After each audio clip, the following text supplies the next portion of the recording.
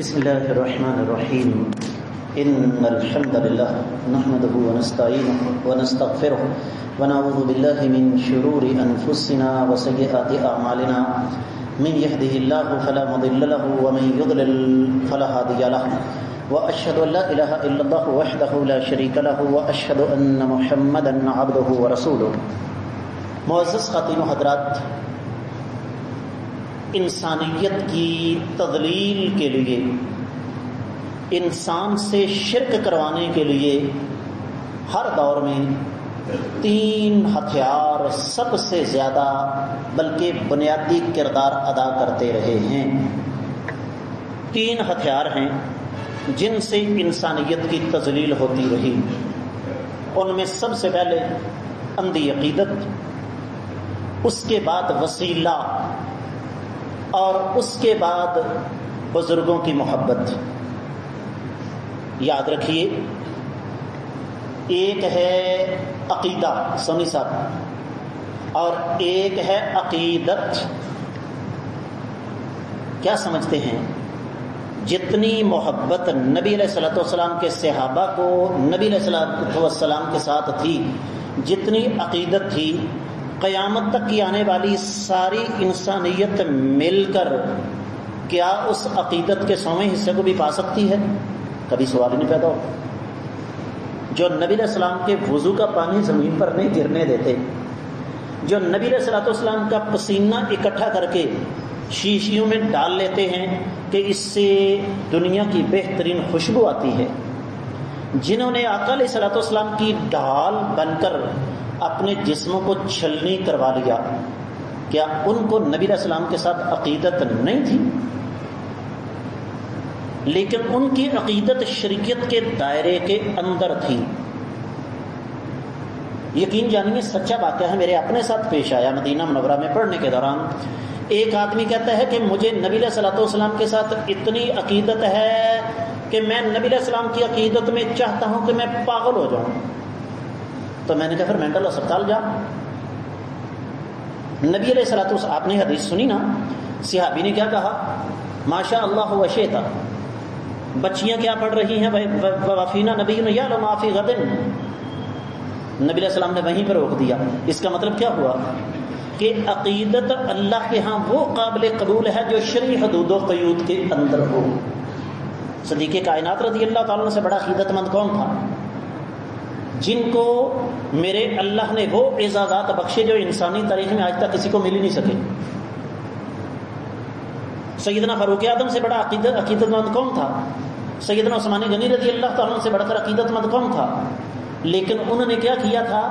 عقیدت کو عقیدے کی حدود کے اندر رکھا. جب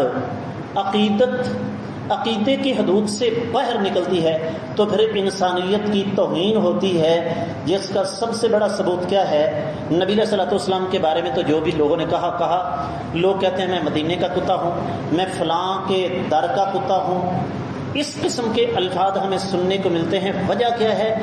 یہ عقیدت عقیدے کی حدود سے باہر ہے، اور جب عقیدت عقیدے کی حدود سے باہر نکلے گی تو شرک ہوگا. اور یہیں سے وہ عقیدہ مسلمانوں کے اندر آ گیا جو عیسائیوں اور یہودیوں کا تھا. تھوڑا سا غور کر لیں تو آپ کو سمجھ آ جائے گی. دوسری بات، وسیلے کے نام پر انسانیت کی توہین کی گئی. رب کائنات کا قرآن ہے، سورۃ المائدہ ہے. رب کائنات ارشاد فرماتے ہیں، یا ایھا الذین آمنوا اتقوا اللہ وابتغوا الیہ الوسیلہ. اے ایمان والو، اللہ تعالیٰ سے ڈر جاؤ اور اللہ کی طرف وسیلہ پکڑو. یہ ایک مستقل موضوع ہے، لیکن میں صرف چند الفاظ میں آپ کے سامنے رکھنا چاہوں گا. اس کا مطلب یہ ہوا، اس آیت مبارکہ کا مطلب یہ ہے کہ نہ صرف یہ کہ اسلام میں وسیلہ جائز ہے، بلکہ وسیلہ پکڑنے کا اللہ نے حکم دیا. اب جو وسیلہ اسلام میں جائز ہے اس کی 3 قسمیں ہیں. تفصیل آپ کو میرے چینل پر مل جائے گی، میں صرف اشارہ کر رہا ہوں.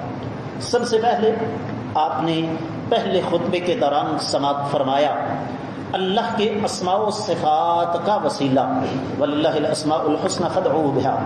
اللہ تعالیٰ سے دعا کرو رب کائنات کے پاکیزہ مقدس ناموں کے وسیلے سے. سب سے اعلیٰ قسم یہ ہے. دوسری قسم کیا ہے کہ انسان اپنے نیک اعمال کا وسیلہ ڈال کر اللہ تعالیٰ سے دعا کرے. آپ نے وہ حدیث مبارکہ سنی، امام بخاری اس کو متعدد مقامات پر لے کر آئے.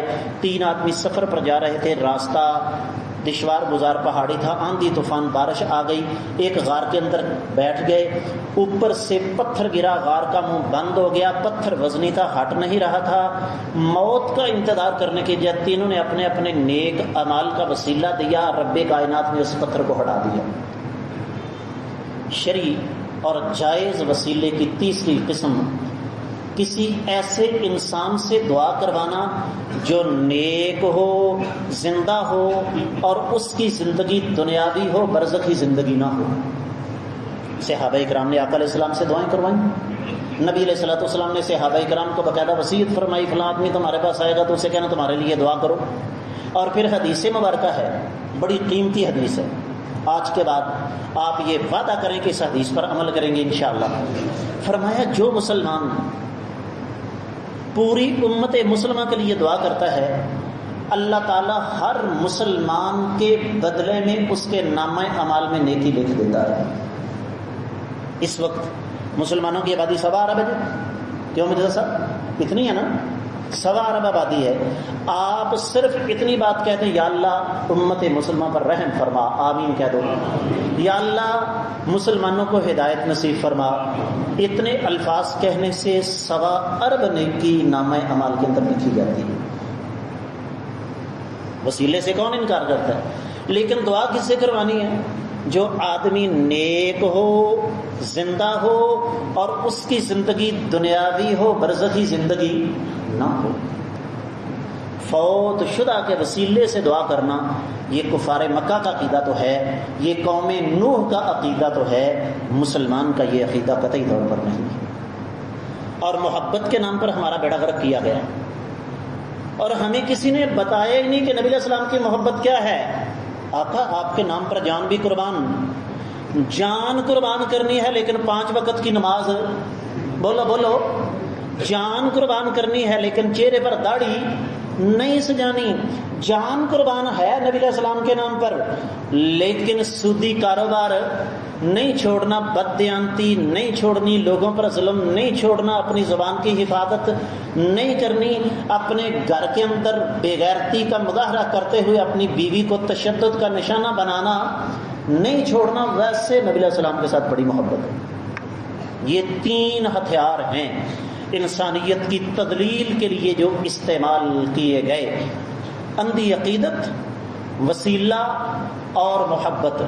جبکہ اصل محبت کیا ہے؟ اصل محبت اطاعت ہے. پینڈو مثال دے دیتا ہوں سادہ سی. باپ بیمار ہے، بیٹا کہتا ہے ابا جی صدقے واری میں قربان. باپ کہتا ہے پتر اٹھ کے میں فریج تک نہیں جا سکتا، مجھے پانی پلا دو. کہتے ہیں ابا جی تواڈے نال پیار اتنا کہ 1 سیکنڈ بھی تواڈے کولوں دور نہیں ہو سکتا، محبت تواڈے نال بڑی ہے لیکن تانوں پانی کہ بھائی حالت کی کہندا ہے پانی، وہ کہندا ہے میں تیری محبت نو سر چ مارنا پاگل دیا پترا. تو اصل چیز کیا ہے؟ محبت اطاعت کا دوسرا نام ہے.